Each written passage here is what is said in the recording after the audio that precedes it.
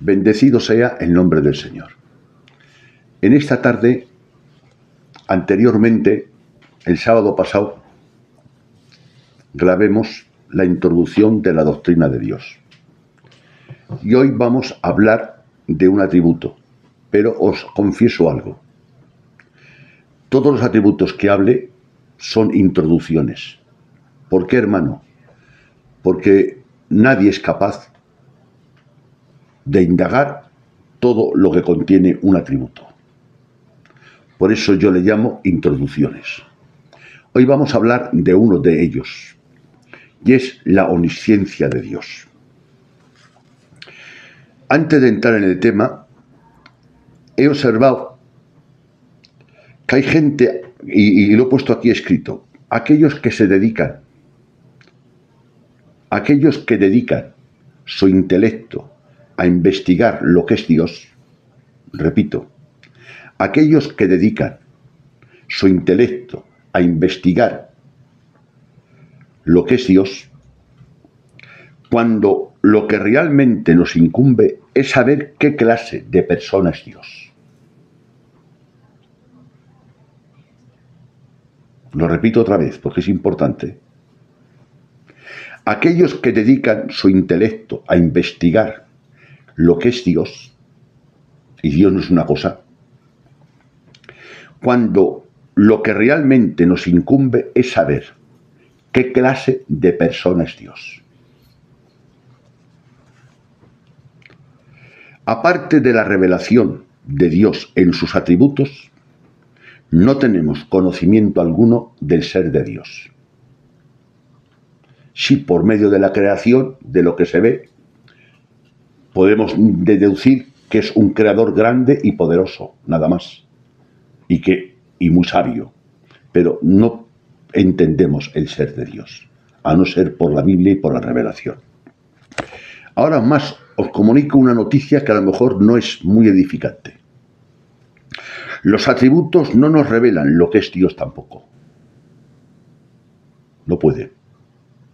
Por el lenguaje humano. Porque Dios tiene que hablarnos en un lenguaje humano. Entonces tiene que descender, y al descender tanto, para que tú y yo le entendamos, pierde brillo y altura y categoría el tema.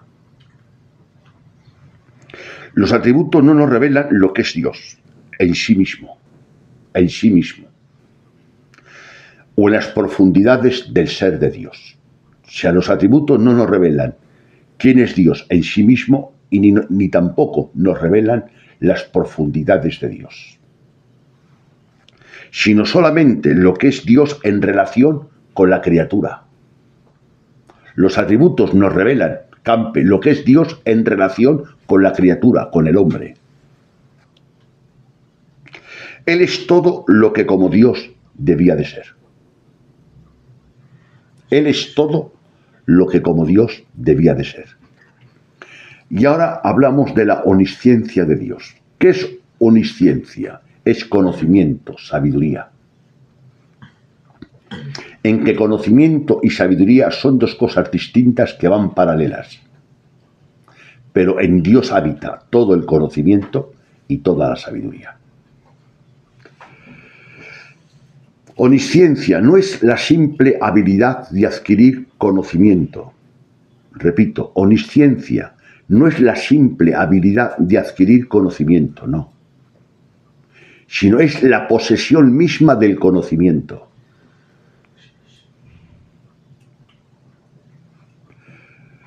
Omnisciencia no es la simple habilidad de adquirir conocimiento, sino es la posesión misma del conocimiento.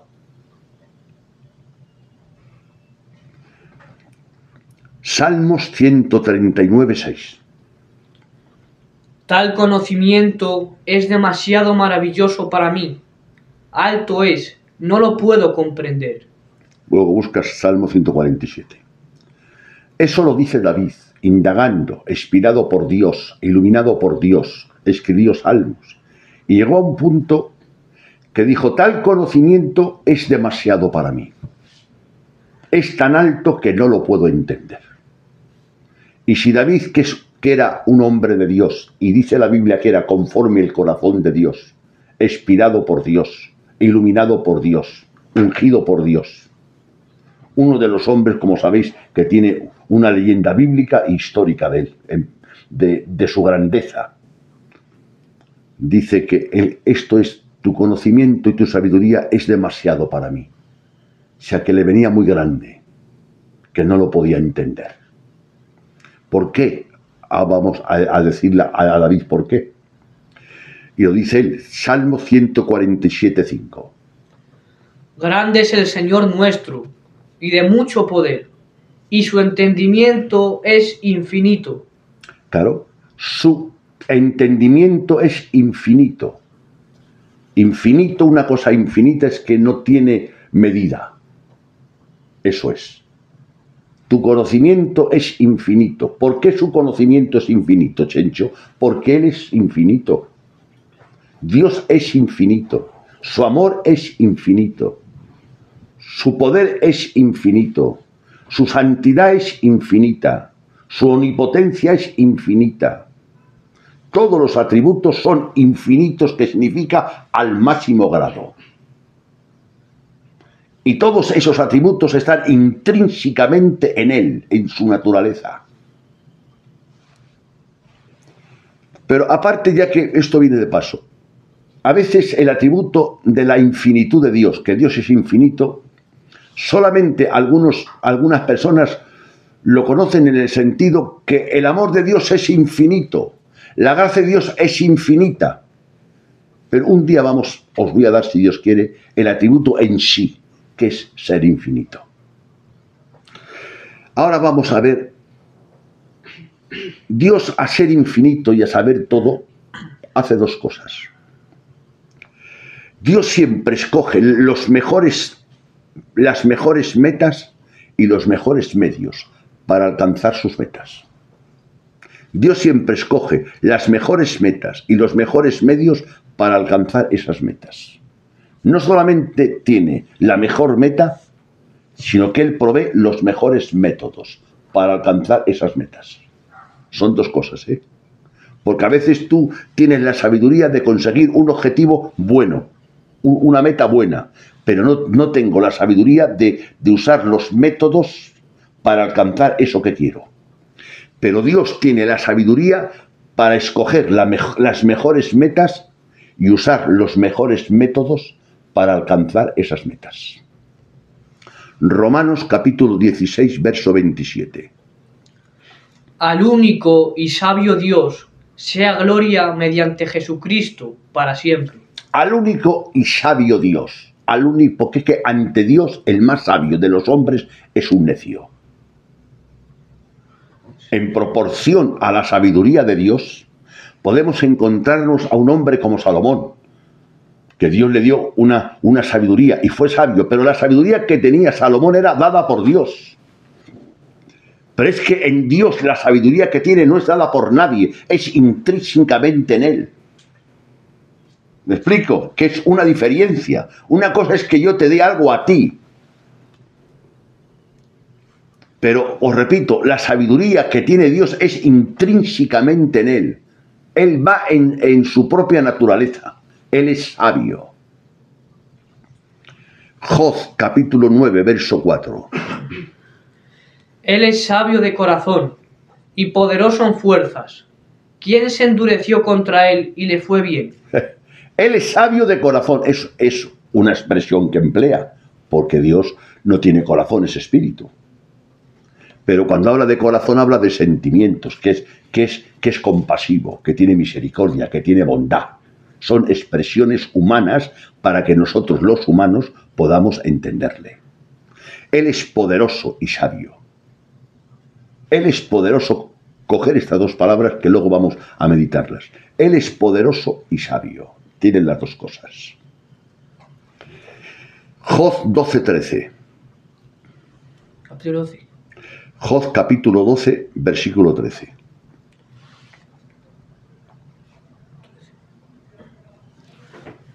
Con Dios está la sabiduría y el poder. Suyo es el consejo y la inteligencia. O sea, no es que tenga inteligencia, es que es suyo. Porque yo sé que en el banco hay mucho dinero, pero no es mío. O sea, yo puedo tener conocimiento que en el banco hay mucho dinero, pero no es mío. Pero es que dice la Biblia, suyo. O sea, el propietario, el dueño del conocimiento, del poder y de la sabiduría y de la grandeza y de la santidad es Dios. Es el autor. Por eso vuelvo a repetiros una frase que lo he dicho 2 veces. Omnisciencia no es la simple habilidad de adquirir conocimiento. Como tú estudiando en el instituto, estás estudiando y por medio del estudio estás adquiriendo conocimiento, no. Estás cogiendo información y vas creciendo en conocimiento. No, no. No es la simple habilidad de adquirir conocimiento, sino es la posesión misma del conocimiento. Él es el dueño, Él es el creador. La omnisciencia de Dios se ve específicamente en varios factores. Vamos a ver. Como Dios es todo sabio, porque en el hombre, aun en el hombre sabio, hay hombres sabios humanamente, horizontal, claro, no como Dios, como es lógico, limitados. Pero ves que a veces se confunden. Pero es que Dios nunca se ha confundido y nunca se va a confundir. Y siempre lleva razón y siempre dice verdad. Lo digo para cuando surja un acontecimiento, no te se ocurra dudar ni de su fuerza, ni de su gloria, ni de su sabiduría. Mejor es que digas como David, Dios es muy grande, Dios es muy sabio y es demasiado para mí. Pero no entres en alterco con Dios, no alterques con Dios que no te interesa. ¿Por qué no me interesa? Porque Dios es más fuerte que tú, más sabio que tú y más grande que tú. Entonces no nos interesa. La partida la tenemos perdida. Lo que nos interesa es ponernos en el lado que está Él y a favor de Él. ¿De acuerdo? La omnisciencia de Dios, Salmos, coge Salmos 104. La omnisciencia de Dios se ve específicamente en muchos sitios, pero vamos a hablar de una parte. Se ve en la creación. Nosotros, la verdad, como no hemos estudiado mucho la astrología y esas cosas, pues ignoramos muchas cosas. Pero oyes a un astrólogo hablar de astrología y cuando hay un programa en la televisión del sol, la luna, de los planetas, y yo lo escucho y lo veo chencho, me echo mano a la cabeza y digo, Dios mío, Dios mío, Dios mío, la creación de Dios. O cuando hay un programa de los mares, documentales que hay, digo, pero Dios mío, pero ¿cómo has podido crear tú esa belleza, esa sabiduría? Y te admira. Nosotros, claro, por falta de cultura o por falta de luz, no sabemos valorar o no sabemos apreciar la grandeza de Dios. Salmos 104, 24. Cuán innumerables son tus obras, oh Jehová. Hiciste todas ellas con sabiduría. La tierra está llena de tus beneficios. Amén. Cuán innumerables. La palabra innumerables es que no tiene número. Hay muchos números, pero no puedes contar. Los hechos sabios que Dios ha hecho son incontables. Y por eso el salmista dice, son innumerables. Tu sabiduría, tu poder, tus hechos, son innumerables. Al crear Dios el universo fue perfectamente adecuado para que le diese la gloria. El universo manifiesta la gloria de Dios. Porque cuanto más grande un creador crea algo, al ser tan grande lo que ha creado, da testimonio más grande del creador, ¿sí o no? Claro.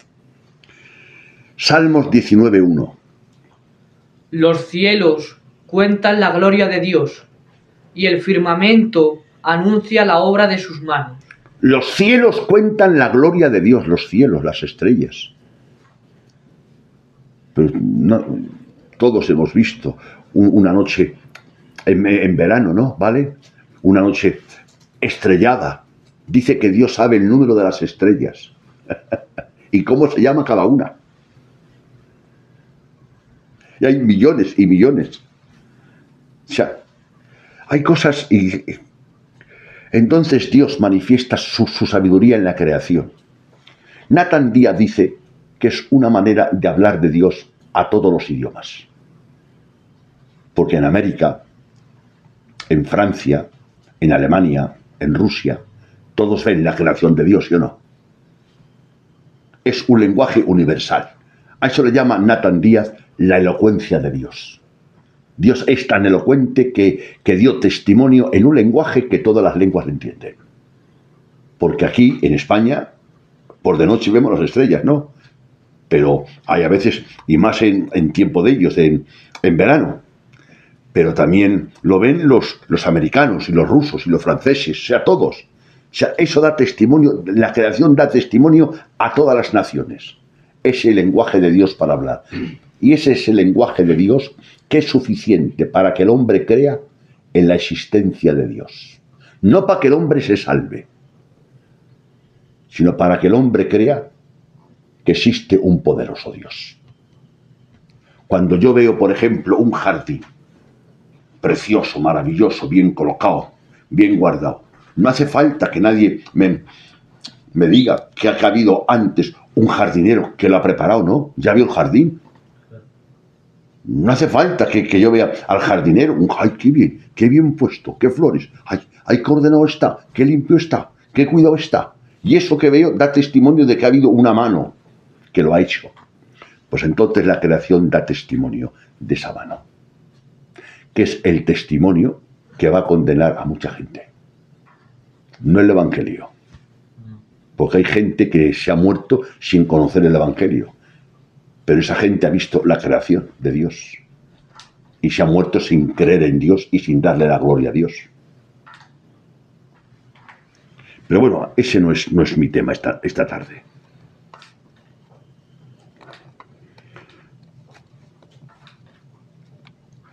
La sabiduría de Dios se ve también en su plan de redención. El plan de redención es el plan de salvación, claro está. Vamos a ver, 1 Corintios, capítulo 1, y te quedas en Corintios, capítulo 1, verso 21. Pues ya que en la sabiduría de Dios el mundo no conoció a Dios mediante la sabiduría, agradó a Dios salvar a los creyentes por la locura de la predicación. Quédate en Corintios. Ya que en la sabiduría de Dios, en la creación, el mundo no conoció a Dios le ha agradado salvar a los creyentes por medio de la locura de la predicación. La predicación es el método que Dios ha escogido, que es el Evangelio, para que la persona escuche, crea, se arrepienta, se convierta y acepte a Cristo. Bendecido sea Dios. Romanos capítulo 1, verso 24.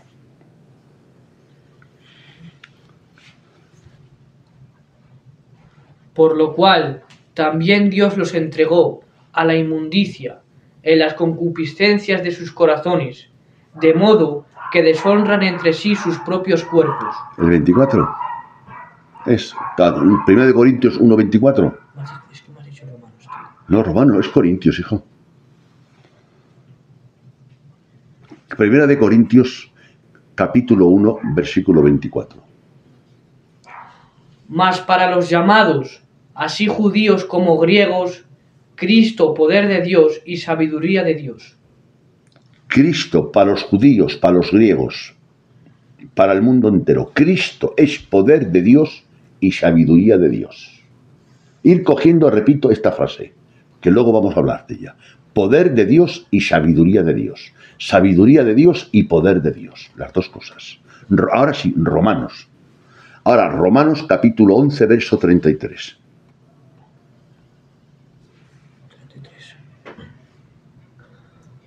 Oh profundidad de las riquezas, de la sabiduría y de la ciencia de Dios.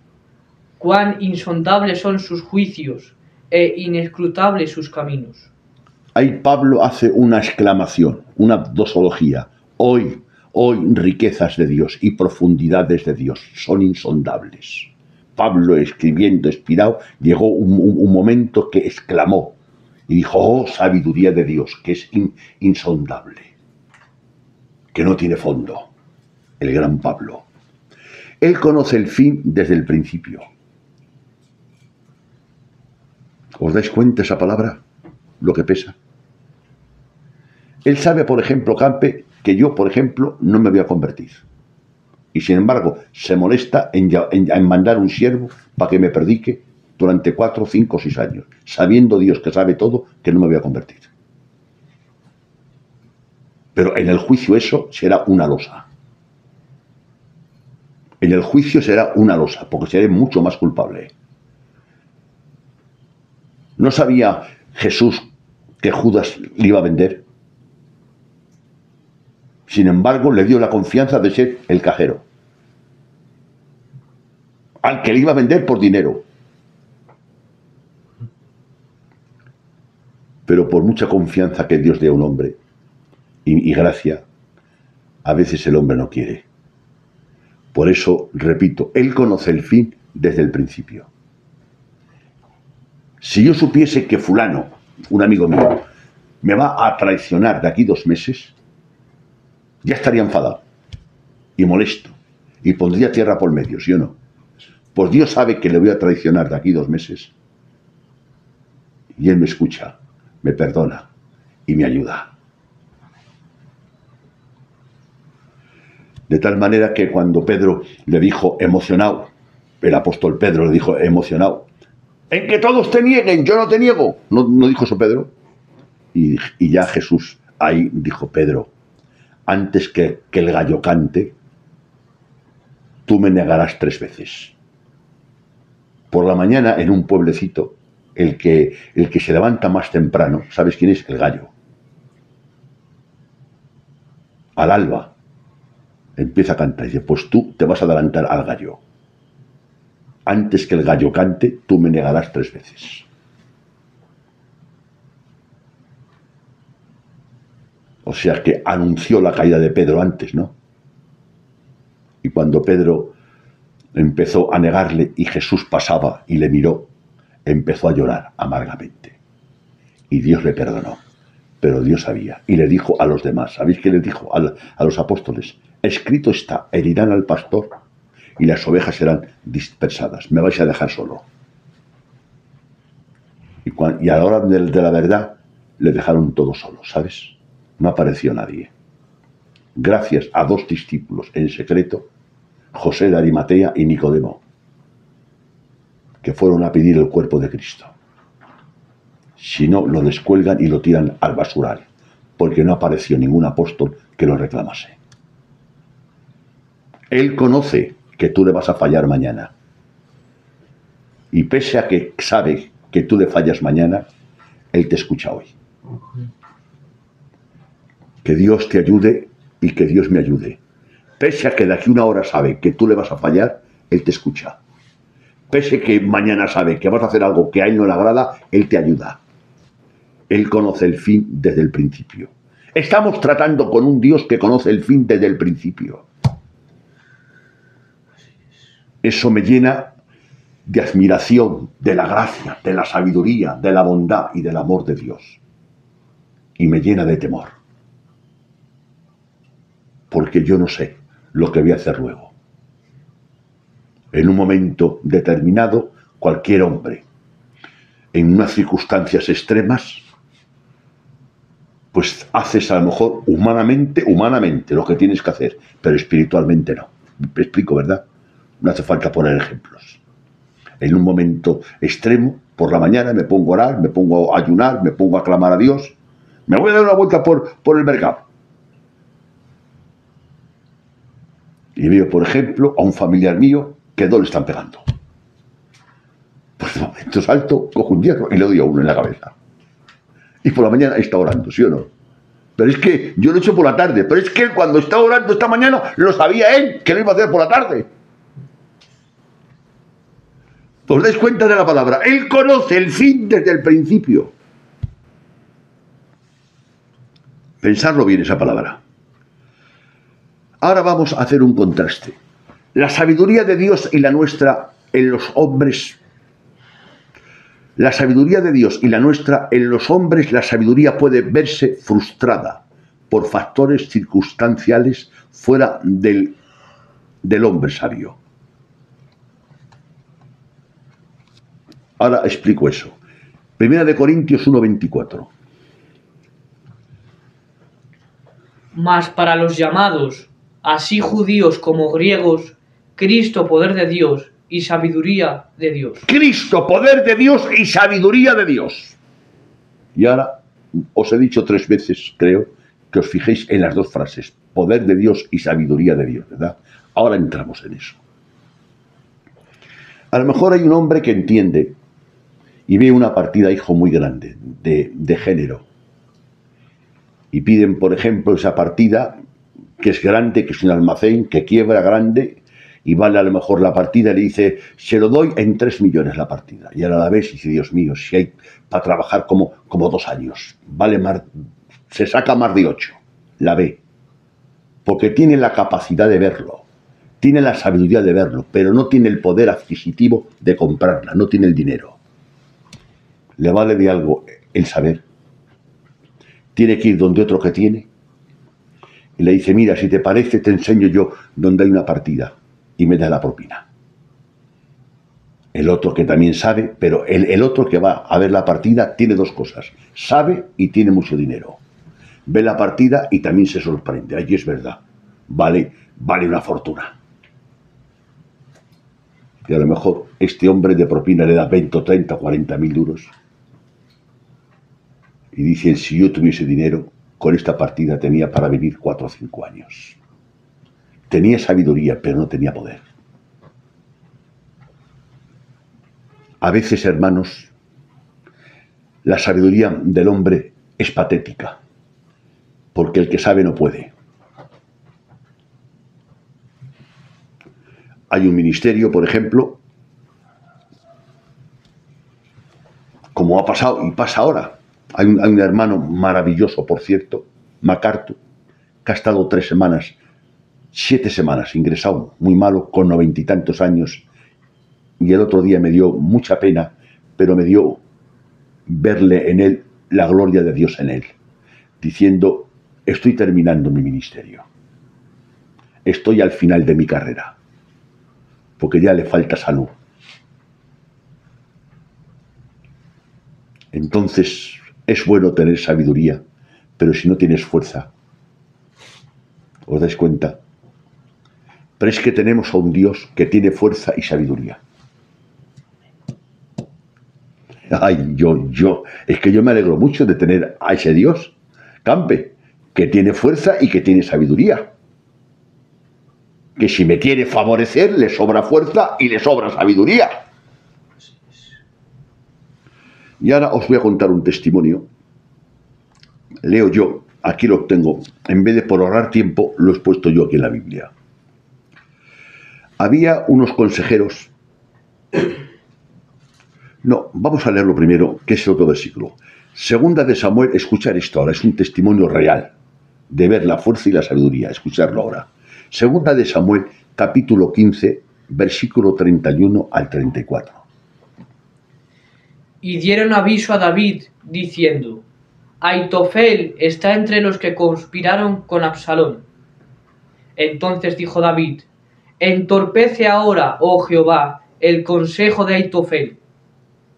Cuando David llegó a la cumbre del monte para adorar allí a Dios, he aquí Usaí, arquita, que le salió al encuentro rasgados sus vestidos y tierra sobre su cabeza, y le dijo, David, si pasares conmigo, me serás carga. Mas si volvieres a la ciudad y dijeres a Absalón, rey, yo seré tu siervo, como hasta aquí he sido siervo de tu padre, así seré ahora siervo tuyo. Entonces tú harás nulo al consejo de Aitofel. Amén. Bien, os voy a poner en contexto a todos. Hubo una época que a David le dio un golpe de estado un hijo suyo, Absalón. Quería el rey, el reinado.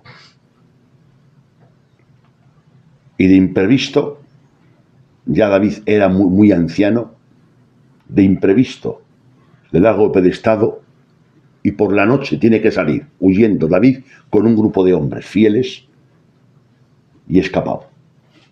Cogió el hilo. Y cuando se va, en esa época había 2 consejeros, los 2 hombres más sabios que había. Uno era Aitofel y otro era Usaí de Arquita. Los 2 consejeros del rey. Eran hombres muy inteligentes y muy prudentes. Y entonces le dicen a David, Aitofel se ha quedado, que era amigo íntimo de David, Aitofel se ha quedado con Absalón. Y David le tembló las piernas. Coges el hilo, ¿por qué? Y le dio y empezó a orar. Dijo, Señor Dios mío, entorpece el consejo de Aitofel. Porque sabía que Aitofel era tan sabio que el consejo que le diese a su hijo, Absalón, le buscaría en la muerte. Y ahora, según está pensando, llorando, David, date cuenta, David, repito, Goliat no le hizo temblar, Goliat a David, no le hizo temblar, pero Aitofel le hizo temblar. La fuerza no le hizo temblar a David, la sabiduría sí. Ay, y pidió intervención divina. ¡Ay, Dios mío, entorpece, obstaculiza el consejo de Aitofel que le di a mi hijo Absalón!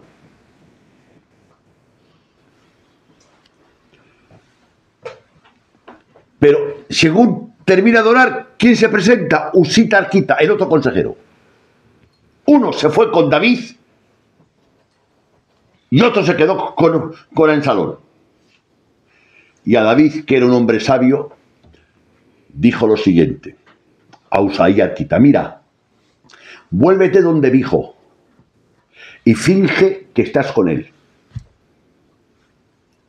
Que no, que yo me voy contigo. No, si te vienes conmigo, no, yo sé lo que tengo que hacer. No, tienes que volver donde mi hijo y decirle a Absalón, mira, yo como fui siervo de tu padre, voy a ser siervo tuyo, consejero tuyo, me quedo contigo.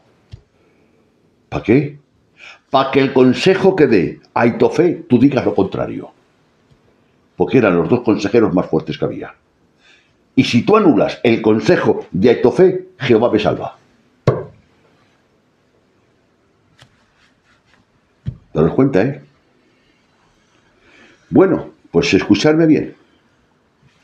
Lo que dice la Biblia, esto yo lo he escrito aquí en el ordenador, pero por si queréis leerlo, está en 2 de Samuel, capítulo 16, verso 23. Repito, 2 de Samuel, capítulo 16, versículo 23. Dice, el consejo que daba Aitofel en aquellos días era como si consultasen la palabra de Dios.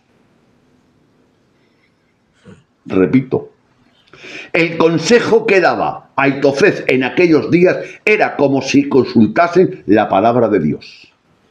Así era todo consejo de Aitofel, tanto como para David como para Absalón. Ya está bien, ¿eh? La Biblia, inspirada por Dios, nos informa. El consejo de Aitofel era considerado como una palabra de Dios. Así David le tembló. Anula Jehová el consejo de Aitofel. Y el consejo de Aitofel os voy a contar el consejo que le dio.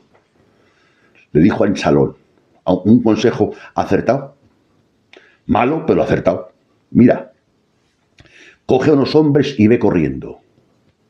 Como no mates a tu padre esta noche, mañana pierdes. ¿Por qué? Porque tu padre es muy amado por el pueblo. Y tiene los valientes de David. Cuando se enteren por la mañana, estás perdido. Pero si matas a tu padre por la noche, la victoria es tuya. Ese fue el consejo que dio Aitofel. Y dijo Absalón, lo haré. Pero bueno, vamos a escuchar el consejo de este otro. Y llamó al otro. 2 de Samuel 17, versículo 1 al 4. Entonces Aitofel dijo a Absalón, yo escogeré ahora 12.000 hombres, y me levantaré y seguiré a David esta noche. Y caeré sobre él mientras está cansado y débil de manos. Lo atemorizaré, y todo el pueblo que está con él huirá, y mataré al rey solo. y mataré, y mataré al rey solo. Así haré volver a ti todo el pueblo, pues tú buscas solamente la vida de un hombre. Y cuando ellos hayan vuelto, todo el pueblo estará en paz. Este consejo pareció bien a Absalón y a todos los ancianos de Israel. Bueno, vuelvo 17 del 5 al 7. Segunda de Samuel, capítulo 17, versículo 5 al 7. Segunda de Samuel. Sí, lo mismo que has leído. Segunda de Samuel, capítulo 17, versículo 5 hasta 7. Vale. Y dijo Absalón: llamad también ahora a Usaí, Al otro consejero, a Usaí. arquita, para que asimismo oigamos lo que él dirá. Sigue. Cuando Usaí vino a Absalón, le habló a Absalón, diciendo: así ha dicho Aitofel, ¿seguiremos su consejo o no? Di tú. Entonces Usaí dijo a Absalón: el consejo que ha dado esta vez Aitofel no es bueno. Entonces, y dijo, ¿por qué? Porque tu padre es como león que le han quitado el cachorro de noche. Y tu padre no va a dormir en el campamento, dormirá solo. Y cuando vayáis a atacarle al campamento de sus hombres, no vais a encontrar a tu padre. A tu padre lo han apartado del campamento. De noche en el bosque, ¿quién lo encuentra? ¿Cuántos van a caer de los tuyos? Y por la mañana tu padre seguirá vivo y se levantará su ejército. Y entonces Absalón dijo, pues es verdad lo que dice este. Y dejaron el consejo de Aitofel por el consejo de este otro. Y ahora escuchad. Entonces Absalón, leo yo ahora, está en segunda de Samuel 17:14, leo yo. Entonces Absalón y todos los de Israel dijeron, el consejo de Usaí, arquita, es mejor que el consejo de Aitofel.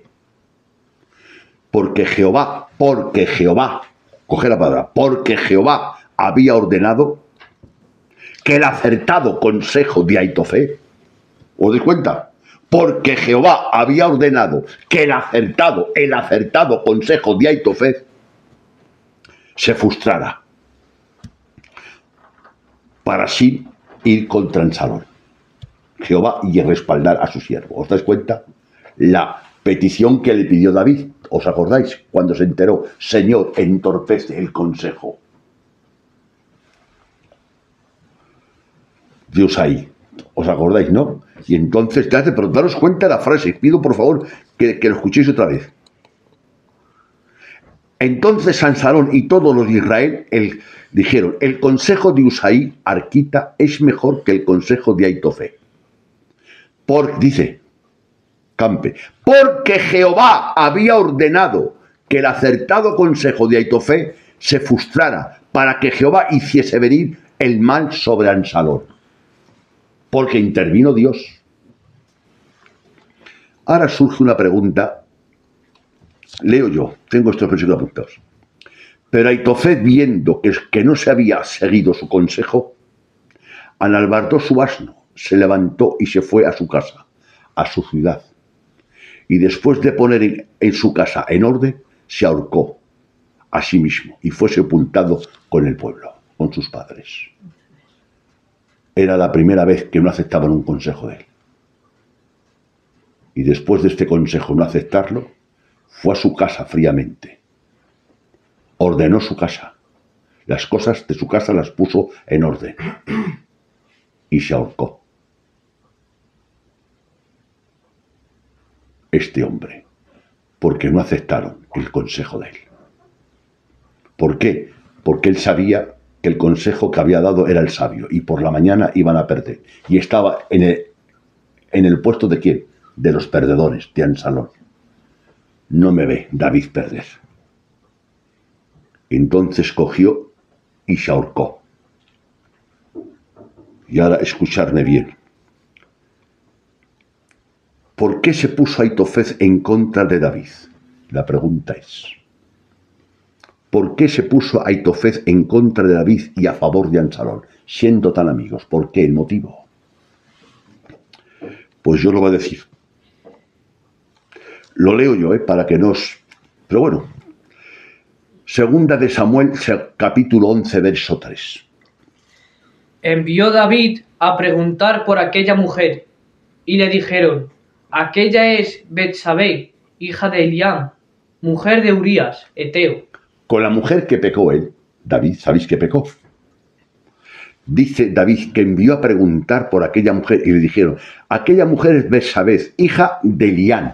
Coge la palabra, hija de Eliam, mujer de Urías, Eteo. El marido de Betsabé fue Urías Eteo, ¿de acuerdo? Bien. En segunda de Samuel 23:34 leo yo: Eliam, hijo de Aitofet, dice. Eliam, hijo de Aitofet. Betsabé era hija de Eliam y Eliam era hijo de Aitofet. Era su nieta.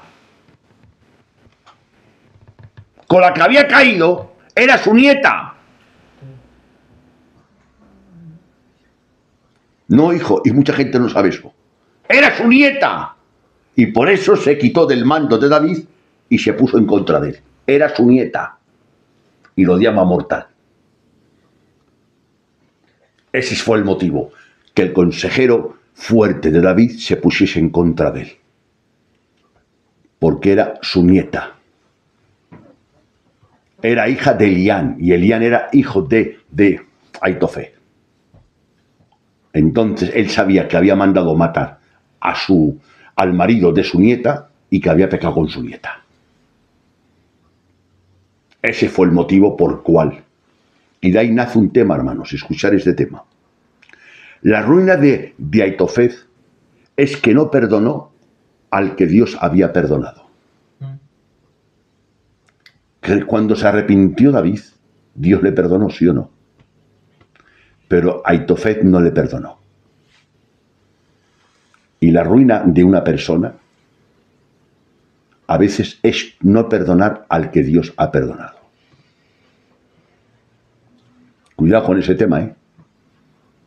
Hay una persona que ha hecho daño a mi familia, mucho daño, pero se ha arrepentido, se ha convertido, Dios la ha perdonado y por lo visto está en tal iglesia y lleva un testimonio intachable. Bueno, Dios la ha perdonado, no quiero nada con él, pero no lo quiero ver, ¿sí o no? A veces no perdonamos a los que Dios ha perdonado. Nos parecemos como al hijo pródigo, que se enfadó porque el padre perdonó al hijo pródigo, ¿sí o no? La ruina, repito esta palabra, la ruina de Aitofet es que no perdonó al que Dios había perdonado y quería la muerte del que Dios había perdonado. De tal manera que dijo a Salón: dame 12.000 hombres y yo mataré a David. ¿Quieres matar? Si quiero matar al que Dios ha perdonado. Pues Dios ya le castigó bastante a David, ¿sabéis? Porque esta ruina que le vino era a consecuencia de ese pecado. Le dijo Dios: yo te perdono, pero la espada no la quito nunca de tu casa. Y permitió Dios, en la providencia divina, que un hijo se rebelase contra él. La espada de su propia casa. Al que ha pecado ya le va a dar Dios leña, ya le va a disciplinar, ya le va a tratar Dios. O Dios no tiene poder, ni categoría, ni sabiduría para darle leña. Pero no, quieres darlo tú. Déjale, perdona al que Dios ha perdonado. Pero repito, quería matar Campe. Aitofet quería matar.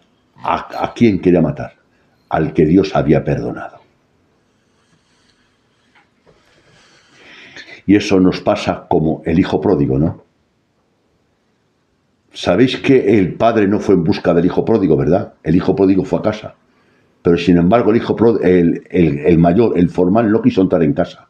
Y tuvo que salir el padre de la casa y decirle: entra, hombre, que es tu hermano, que estaba muerto y lo hemos encontrado. ¿Os dais cuenta el detalle? El padre no fue en busca del hijo pródigo. Vino el hijo pródigo y el padre le recibió con los brazos abiertos. Pero sin embargo el padre tuvo la necesidad de salir de la casa, en busca del formalillo para traerlo. ¿Sí o no? Eso, ¿os acordáis de Mateo, el publicano, no? Que Dios le perdonó y le hizo el apóstol. Un apóstol de los 12 era un publicano. Y a veces eso ofende a las personas. Vamos a terminar pronto. La sabiduría sin el poder resulta patética. El sabio tenía sabiduría, pero no tenía fuerza para mandarse, ¿no? Y no pudo hacerlo. La sabiduría sin el poder resulta patética. La ruina de Aitofé fue esta. ¿Qué fue la ruina? La ruina de Aitofé. ¿Que fue torpe? ¿Que no era sabio? No. Es esta, escuchadme bien, que ya va a terminar el mensaje. El destino más elevado del hombre, busca Jeremías 10. El destino más elevado del hombre será alcanzado no resistiendo al Creador, sino por medio de una conformidad absoluta a su voluntad. Lo repito. El destino más elevado del hombre será alcanzado no resistiendo al Creador, sino por medio de una conformidad absoluta a su voluntad. ¿Lo entendéis, no? ¿Lo repito? Pues venga, lo voy a repetir. El destino más elevado del hombre será alcanzado no resistiendo al Creador, sino por medio de una conformidad que me conformo, que me doblego a la absoluta voluntad de Dios. Jeremías 10:23. Conozco, oh Jehová, que el hombre no es señor de su camino, ni del hombre que camina es el ordenar sus pasos. Dijo Jeremías, conozco, Jehová, que el hombre no es señor de su camino. Ese es tu problema, que tú quieres ser señor de tu camino. Y Jeremías dijo, conozco, entiendo, comprendo, oh Jehová, que el hombre no es señor de su camino, ni del hombre que camina el ordenar sus pasos, sino de ti, Jehová. ¿Conoces eso? Repito, conozco, Jehová, que el hombre no es señor de su camino. El hombre no es señor de su camino, ni del hombre es ordenar sus pasos. Y otro salmo dice, en tus manos encomiendo mis tiempos. Podemos acallar nuestro desaliento con el consuelo que viene del conocimiento por la infinita sabiduría de Dios. Podemos acallar nuestro desaliento con el consuelo que viene del conocimiento por la infinita sabiduría de Dios. No por sentimientos ni por emociones, campe, no. Podemos acallar nuestro desaliento con el consuelo que viene del conocimiento, con el consuelo que viene del conocimiento de la infinita sabiduría de Dios. Carlos Spurgeon, la noche que se murió, que estaban sus hijos y su mujer, como es lógico, prácticamente al rato partió con el Señor, durmió. Les dice las palabras Carlos Spurgeon a su mujer y a sus hijos. Mirad, mañana van a publicar en el periódico de Londres, el predicador Carlos Spurgeon ha muerto, no lo creáis. Mañana tendré más vida que nunca. Estaré con Dios. Y murió con la sonrisa animando a su esposa y a sus hijos. No te creas eso, mujer. Cuando tú leas en el periódico, el predicador Carlos Spurgeon ha muerto, no te lo creas, que mañana es cuando voy a tener más vida que nunca, porque estaré con Dios. Podemos acallar nuestro desaliento con el consuelo que viene del conocimiento, por la infinita sabiduría de Dios. Salmos 119:18. Abre mis ojos y miraré las maravillas de tu ley. Abre mis ojos. Abre mis ojos y miraré. Pero no podemos mirar las maravillas de su ley hasta que no abra Dios nuestros ojos. Amén. Por eso Pablo dijo, orando, y yo oro que Dios abra los ojos de vuestro entendimiento. Al entendimiento le llamó ojos. Y la tarea de un predicador es convertir los oídos en ojos. Abre mis ojos, ¿para qué? Abre mis ojos para contemplar, para apreciar, para valorar las maravillas de tu ley. Pídele a Dios que abra tus ojos. Pídele a Dios que abra tus ojos. Necesito que Dios abra mis ojos para entender, comprender la grandeza, la misericordia de Dios. Pero si Dios no abre tus ojos, no vas a entender ni comprender las maravillas de Dios. Tiene que Dios abrir tus ojos. Salmos 119, versículo 60, y terminamos. La suma de tu palabra es verdad, y eterno es todo juicio de tu justicia. La suma de tu palabra es verdad. ¿Os acordáis el otro día? La suma de tu palabra es verdad. A cualquier persona que veas, notarás cosas que hace cosas buenas, regular y malas, ¿sí o no? Y si sumas, pues algunos hacen más malo, otros hacemos más bueno, pero el salmista dijo, la suma, la conclusión de tu palabra es verdad. Dios es el Dios de la verdad. En Él está la verdad. Él es autor de la verdad. Y no puede haber verdad cuando no hay realidad auténtica en el corazón. La verdad es la manifestación de la realidad. Repito la frase. La verdad es la manifestación de la realidad. Si yo no tengo una realidad interna, vivida, experimentada en mi corazón, lo que diga es mentira. Porque lo digo con la boca que es verdad, pero con mi conducta lo desmiento. Entonces la verdad debe saber y debe ser la manifestación de la realidad. Y la verdad tiene poder cuando se vive cerca del autor de la verdad. Pero cuando se vive lejos del autor de la verdad no tiene fuerza. Entonces, hermanos, vamos a acercarnos a Dios, porque en Cristo está la fuerza y la sabiduría y la santidad. Que Dios nos ayude. Y termino con la frase del salmista, abre mis ojos, Dios mío. ¿Para qué? Para contemplar, para ver, para mirar, para abrazar tu gloria. Que Dios abra los ojos de nuestro entendimiento, porque yo no puedo dar valor a una cosa que no entiendo. Necesito que Dios abra el entendimiento. Y cuando Dios abre el entendimiento, puedo ver, apreciar y valorar una cosa. Que Dios os ayude y que Dios nos bendiga a todos.